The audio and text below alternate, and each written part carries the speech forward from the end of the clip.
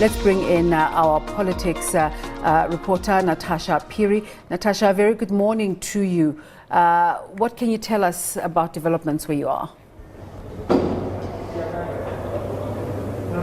Well, very good morning to you, Desiree, and of course to our SABC viewers. While my colleague Mzwandile Mbete brings you all the best or all that's happening inside in terms of the President Cyril Ramaphosa appearing at the State Capture Commission, I'll be bringing you the action outside.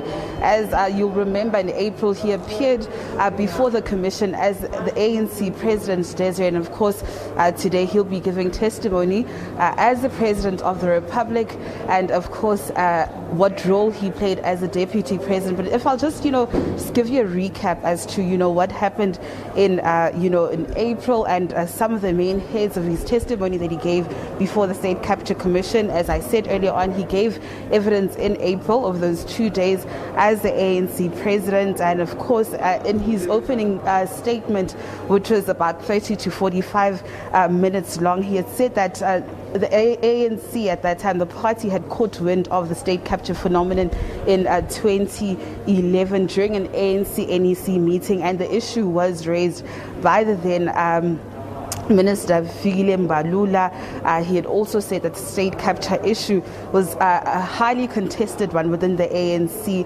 and it was a critical issue that contributed to divisions within the ANC structures. He also spoke about the step-aside resolution back then, and of course a number of issues. He also said at that time that he was not aware of a number of appointments that were made to a state-owned enterprise boards. But just also to take you through some of the political reactions that we had in April, Desiree, we saw there the COPE staging a picket outside saying that President Cyril Ramaphosa should actually account for state capture, because it also happened under his watch. We had members of the Democratic Alliance, specifically John Steenhuisen, who was also there, and of course you saw earlier on he spoke to my colleague Mzwandile Mbete, saying that the president really does need to account, also echoing the same sentiments there that were raised by the Congress of the People, saying that he should be held accountable,